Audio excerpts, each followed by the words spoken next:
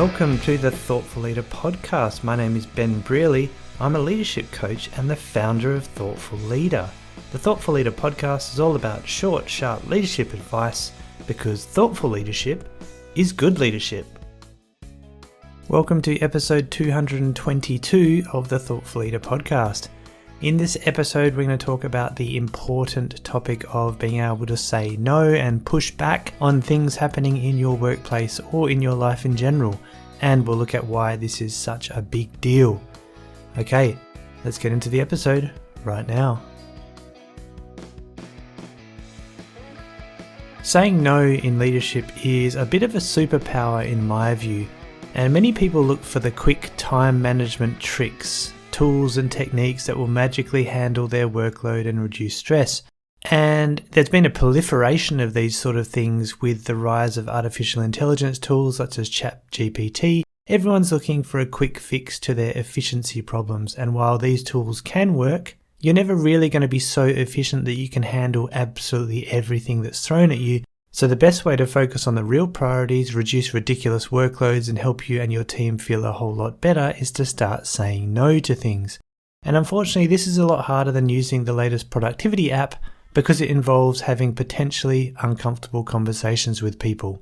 So in this episode, I'm going to cover some of the amazing things that can happen when we start to say no and the compelling reasons for why you should start saying no today. And hopefully, this can encourage you leaders out there to start doing it more often. Now, firstly, let's do a quick review of what we mean by saying no.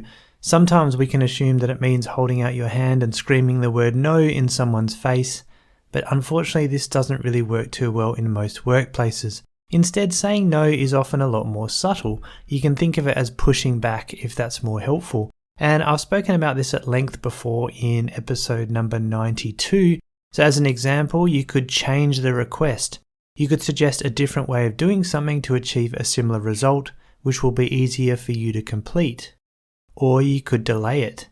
Instead of saying no, it's something like, we're working on these 3 items at the moment, could I get that to you next week instead? Or you could transfer it. Could Tanya's team possibly help out with this? She mentioned that she had a bit of capacity. Or you can negotiate. I've got these 3 big items on my list. If we take on this new one, which one of these 3 can we drop down the list?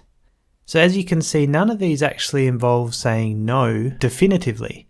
They're actually just negotiating or finding out a different way of solving the same problem. Because it doesn't have to be a huge conflict, and you'll often appear more reasonable and helpful when you phrase things in a more diplomatic and measured way.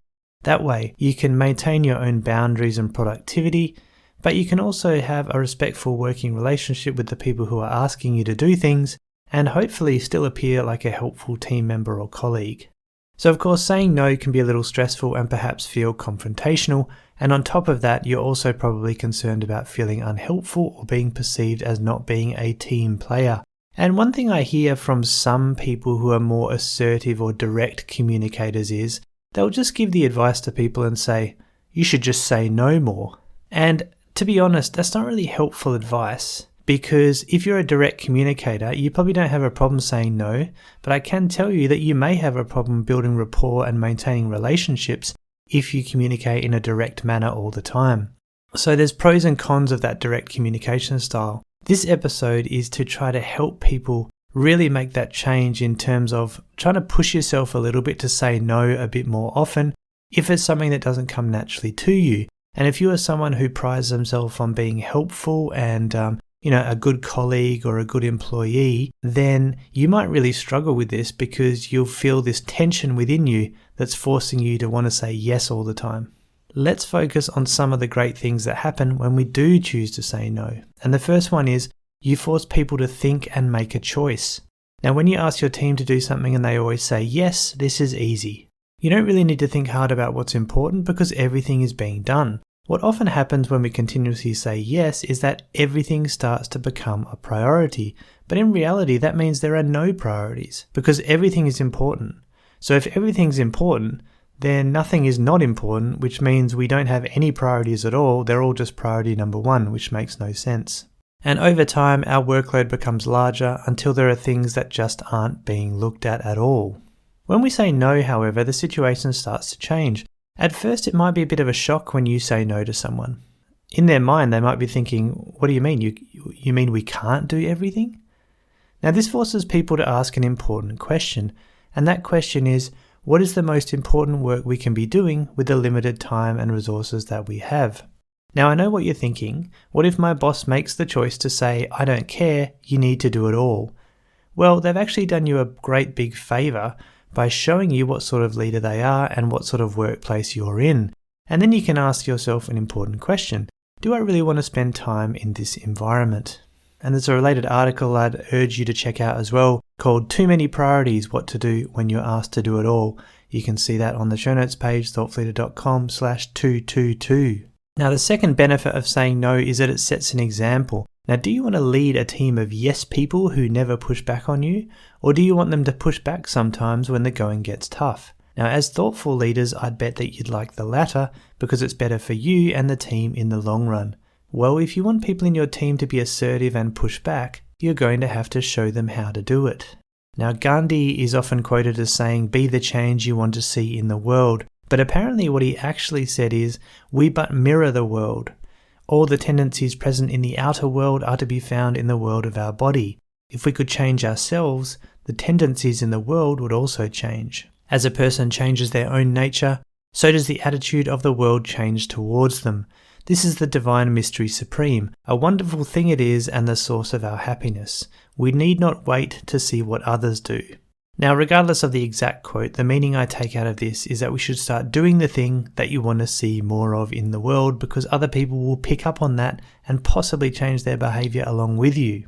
Now, I write about thoughtful leadership every week because I want to see more of it, and I like to think I act and lead in a thoughtful way to encourage others to do so too. Now, you can do the same thing for your people and your organization. The next thing that happens is that saying no sets a precedent. Saying no sets an example that people can follow, but it also sets a precedent for the future. If people know you aren't going to say yes every time, they might just start to think harder before they come to you with unreasonable demands or last-minute work. As leaders, we need to be very aware of the precedent that we are setting through our actions. Saying no sets a positive precedent that we are going to safeguard our time and energy. Now, saying yes does the opposite. And one thing I will note here is that you're setting a precedent for the people around you so that they have expectations of your behavior. So saying no sets the precedent that you won't always just take on extra work, so people think a bit harder when they come to you.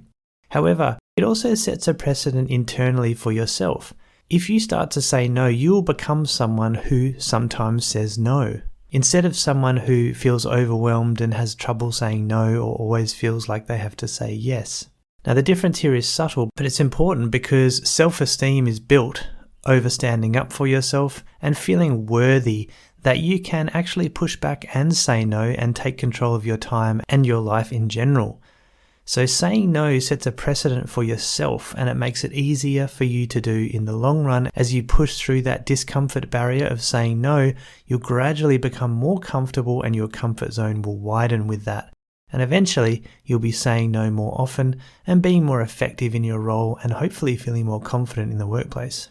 And the fourth compelling reason I have for you to say no is that you have a chance to get what you want when you say no. When we give in and agree to unreasonable demands, we're at risk of becoming stressed and overwhelmed. And it may feel easier in some ways because we don't need to engage in conflict, we simply concede instead. So we might feel stressed, but at least we didn't have to disagree with the boss, for example. The thing is, if we never try, we have no chance of getting what we really want. And what we want is a reasonable workload with clear and reasonable and perhaps still challenging priorities. Now, there's a nice quote from George Adair that goes, everything you want is on the other side of fear. Well, everything you want is on the other side of no in this case. And if you don't try, you'll never get there. So why not give it a shot?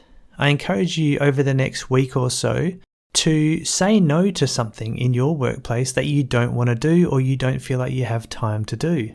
It could be something small. You can start small and gradually build up your confidence in the process until you can start pushing back on larger things. And that's not to say we're trying to be unhelpful, but what you're trying to do is safeguard your time and your headspace, set a good example for your team, and become more assertive so that you can be a more effective leader in general. What can you start saying no to?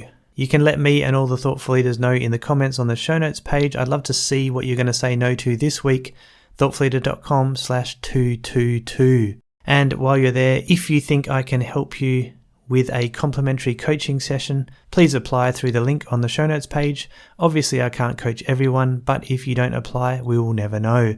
So get your applications in and we'll see whether we can set up a conversation to help you push back or maybe tackle some other leadership challenge you're interested in.